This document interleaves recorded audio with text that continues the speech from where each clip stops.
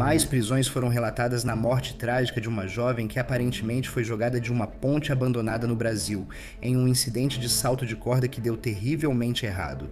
Agora há acusações de apagamento e ocultação de provas. Bem-vindo ao Sidebar, apresentado pela Law and Crime. Eu sou Jesse Weber.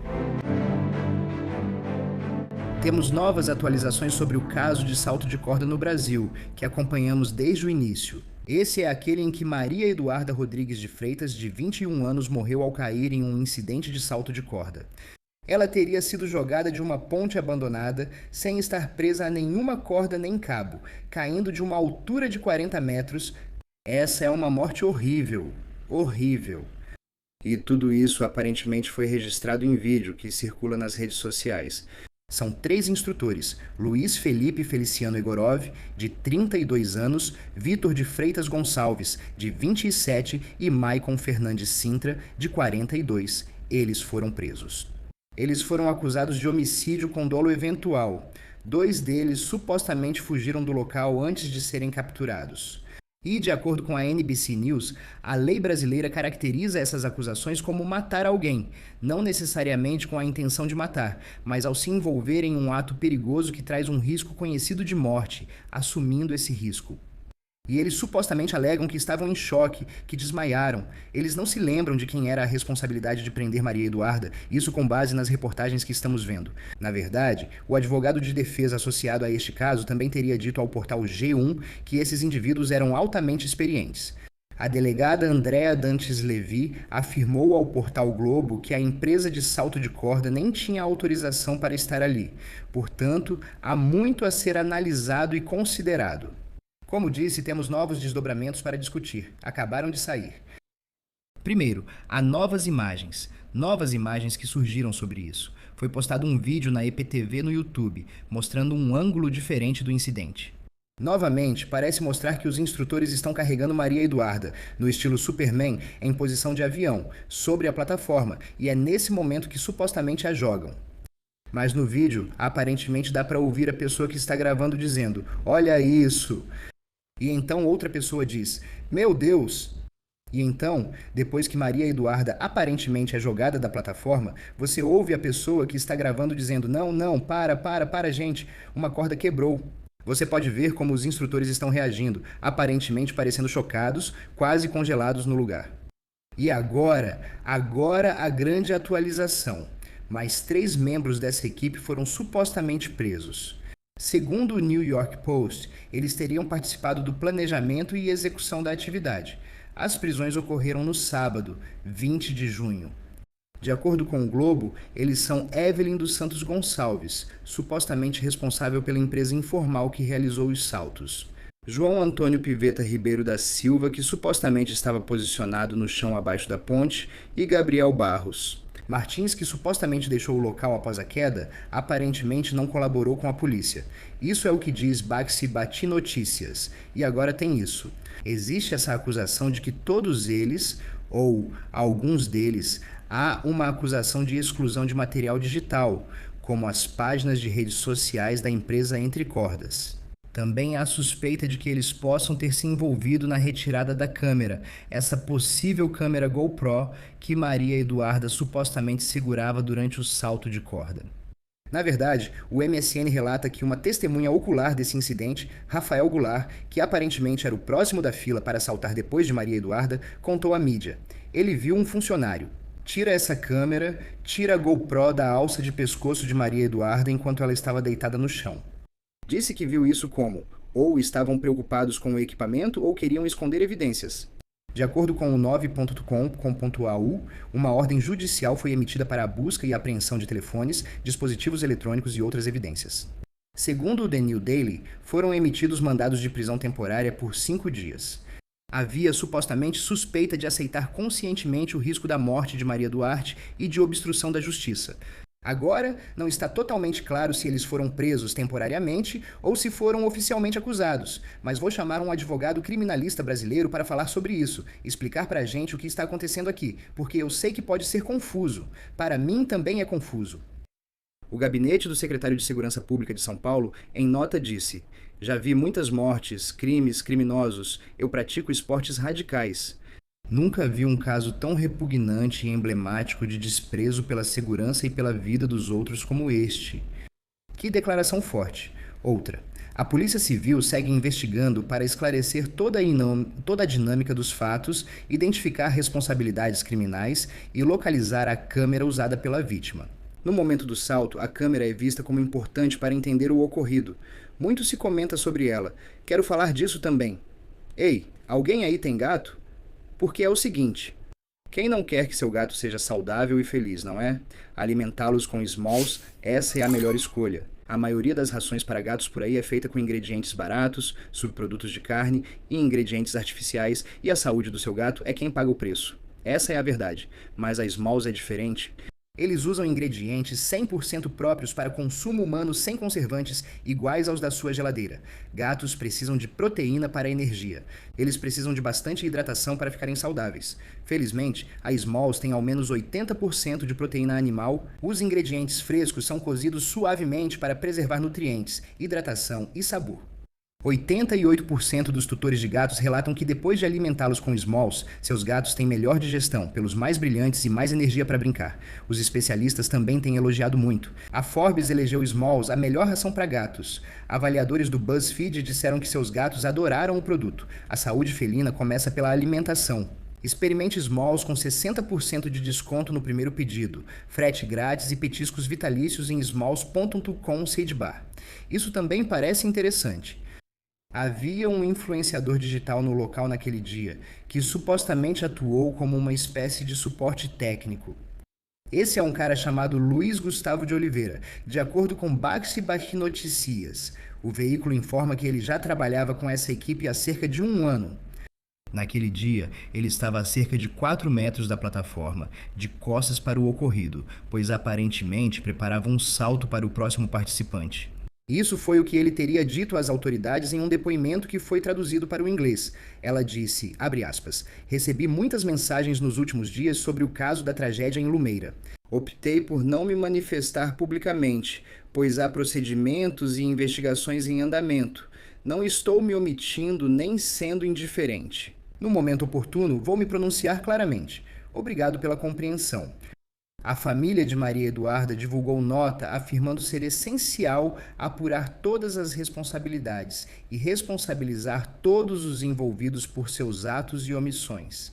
Vou chamar novamente Audrey Libarca, advogada criminalista brasileira que participou conosco na última cobertura deste caso. Obrigado por voltar para comentar. Então, estou entendendo direito pelas reportagens que mais 3 pessoas foram presas? Sim. Mas eles foram acusados? Não oficialmente, mas sim. Eles estão em prisão temporária agora, que é um tipo de prisão onde você fica lá por um tempo para garantir que a investigação aconteça sem problemas. Então, você sabe de quais acusações ou sob suspeita de quais crimes eles foram presos e detidos? Vi que pode ser, mas não sei se são as mesmas acusações dos instrutores. Não sei se é por obstrução, mas por que estão detidos? Quais acusações ou suspeitas de acusações? As acusações são as mesmas daqueles que foram pegos em flagrante, que é homicídio doloso. E, aliás, só para esclarecer, ainda é homicídio doloso ou homicídio com dolo eventual? Homicídio com dolo eventual? É isso mesmo? Sim, a parte do eventual é importante apenas para garantir que possam classificar isso como doloso, mas oficialmente é homicídio doloso. Deixe-me te perguntar, as pessoas que foram presas agora, por que você acha que elas foram presas e por que você acha que foram presas agora? Porque claramente tinham papéis supostamente diferentes, certo? Não eram as pessoas do vídeo, mas parece que participaram da atividade de salto com corda. Estavam em lugares distintos naquele dia. Há ainda a alegação de que podem estar escondendo provas. Sim, a acusação é que eles faziam parte da equipe que estava garantindo que esse salto com corda acontecesse. Uma das pessoas que foram presas é aquela que estava na parte de baixo da ponte, que está sendo acusada de esconder a câmera, que ainda não foi encontrada, mas uma testemunha diz que viu ele pegar a câmera do corpo. Mas acho que estou um pouco confuso. Se eles não foram os que realmente ajudaram a preparar a corda e supostamente a jogaram da plataforma, como eles poderiam ser potencialmente acusados de homicídio? Neste momento, o juiz vai pegar todo mundo que está envolvido nesse ato. Mais tarde, quando chegar o momento do julgamento, isso vai ser tratado de uma forma bem diferente. Da última vez que conversamos, eu falei sobre a dificuldade que é garantir que cada ação individual seja destacada no julgamento. Porque na lei você tem que apontar individualmente qual parte cada pessoa fez, qual foi a ação ou omissão pela qual cada um foi responsável. Neste momento, eu não vejo eles avaliando essa parte. Eu só vejo eles envolvendo todo mundo que estava na empresa como um potencial criminoso. Quando eles são detidos, o que acontece com a investigação? Eu li que mandados de busca e apreensão dos dispositivos eletrônicos deles e de outras evidências foram emitidos. É isso que está acontecendo agora? Sim, materiais estão sendo vasculhados. Sim. E o que eu vou destacar é que isso poderia ter sido feito sem que eles fossem presos, pois não era necessário prendê-los agora. Então vamos recuar um pouco. Por que você acha que eles foram presos neste momento?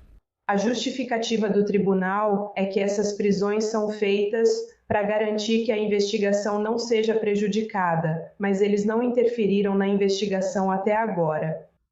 Bem, eles são acusados de esconder provas, destruir um vídeo e supostamente pegar a câmera GoPro.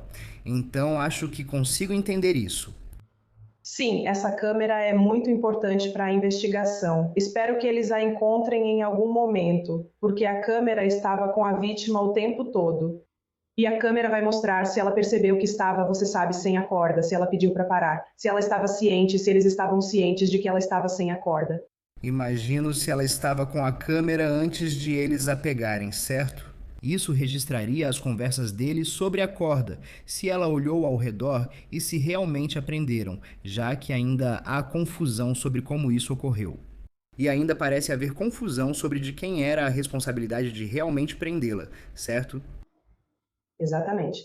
Alegou-se que páginas de redes sociais da empresa poderiam estar sendo apagadas. Tudo o que tenho lido nas reportagens é que havia conteúdo digital que pode ter sido deletado. Isso é considerado obstrução segundo a lei brasileira? É obstrução se eles deletaram algo relacionado ao salto real de Maria Eduarda. Também é possível que eles queiram prender essas pessoas e possivelmente acusá-las para que possam testemunhar contra os outros 3 instrutores? E provavelmente sim. A lei brasileira prevê alguma imunidade para quem testemunha?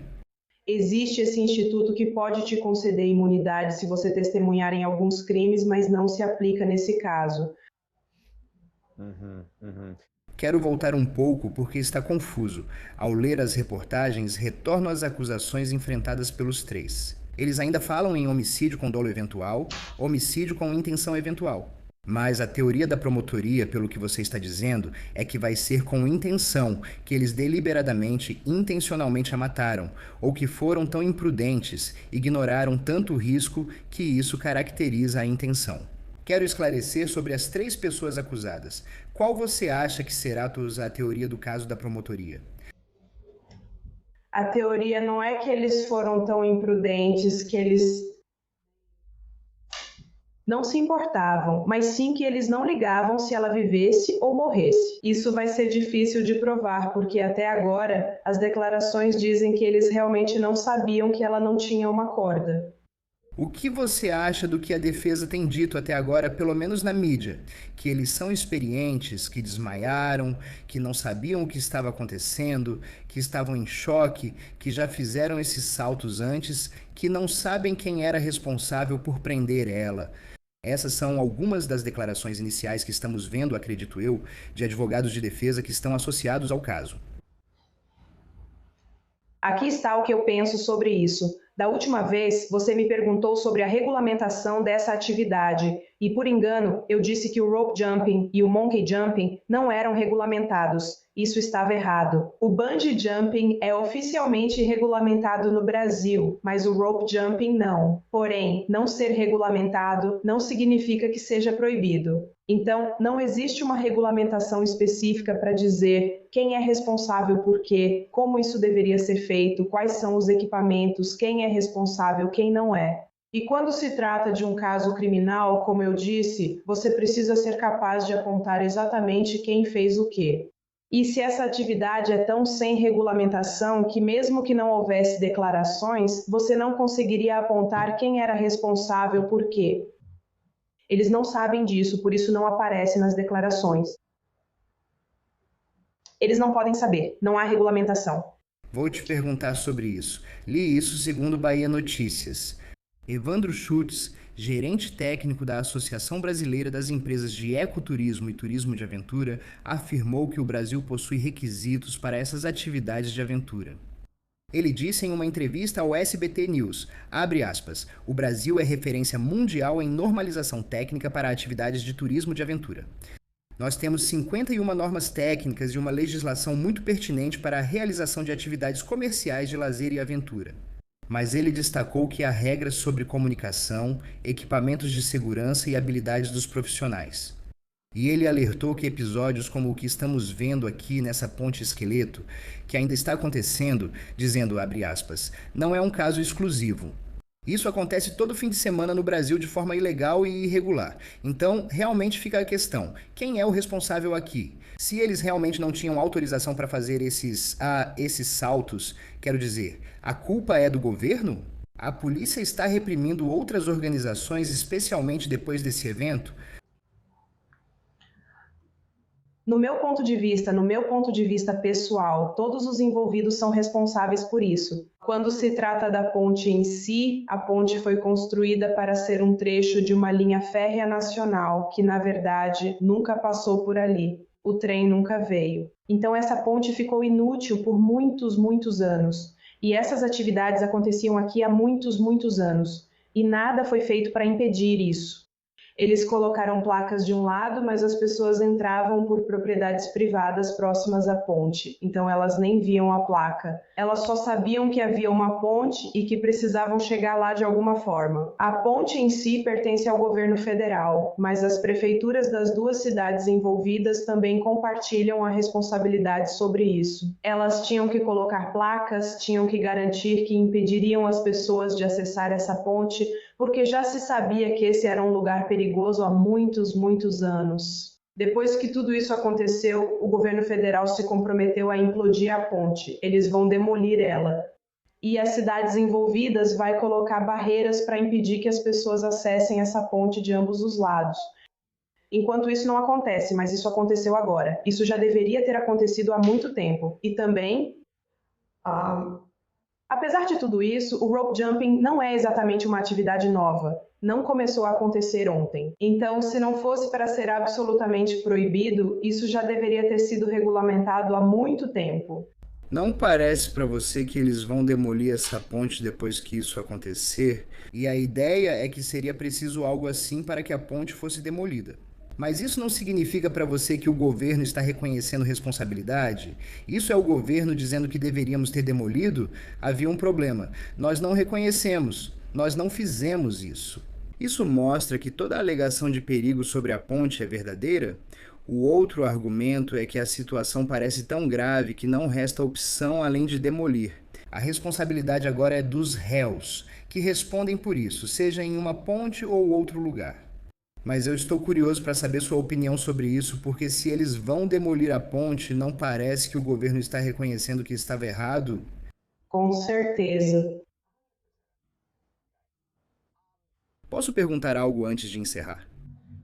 O que acontece com o processo criminal agora? Há o processo contra os 3 instrutores. O que vem a seguir? E, no segundo ponto, para as 3 pessoas que acabaram de ser presas, qual é o prazo máximo para oferecer denúncia contra elas? Quando eles são presos, a investigação tem 45 dias para ser concluída, podendo ser prorrogada por mais 45 dias. Mas fora isso, se você não tiver uma denúncia até lá, eles têm que ser soltos até o julgamento. E para as 3 pessoas já acusadas, o que acontece agora? Elas vão esperar as outras acusações serem feitas porque este é um caso com uma vítima, e você não pode ter 2 julgamentos para o mesmo caso. Se houver mais de uma pessoa envolvida, todos têm que ser julgados juntos. Então esse depende deste. Entendi. Não há julgamentos separados. Então, pode ser que 6 pessoas sejam julgadas juntas. Sim, já tive um caso assim antes, com 30 pessoas envolvidas em um só julgamento. Nossa, parece complicado. É mesmo. Sim, você veio aqui e eu te perguntei qual foi a reação a essa história. E embora haja tristeza e dor, você mencionou que muitas pessoas online, infelizmente, estão comentando mais sobre o corpo e a aparência da Maria Eduarda do que qualquer outra coisa, o que é, no mínimo, bastante nojento. Sim. Qual é a novidade mais recente que você pode nos contar sobre isso? A novidade mais recente que posso contar é que as pessoas que fizeram aqueles comentários nojentos sobre o corpo dela no necrotério e como isso ia acontecer estão sendo investigadas. 2 deputadas foram ao Ministério Público pedir investigação dessas pessoas pelos comentários feitos. Eles podem ser acusados de um crime? Sim. De que crime eles poderiam ser acusados? Eu não sei a tradução exata, mas é incitação a fazer algo perverso com o corpo. Ok, peço desculpas, pois nos Estados Unidos temos proteções da primeira emenda e as pessoas dizem coisas nojentas o tempo todo. E elas têm esse direito, a menos que ultrapassem o limite legal, a menos que seja uma ameaça, a menos que seja assédio, a menos que seja difamação, a menos que estejam incitando ou encorajando alguém a cometer um crime de verdade. O Brasil possui proteção à liberdade de expressão similar à primeira emenda? Temos, mas é muito mais limitada do que nos Estados Unidos. É muito mais limitada. Você pode ser responsabilizado por um crime com muita facilidade, você pode ser acusado de um crime muito facilmente. Uau, certo. Esse é um outro ponto que também vamos acompanhar. Tudo bem. Obrigado por nos avisar.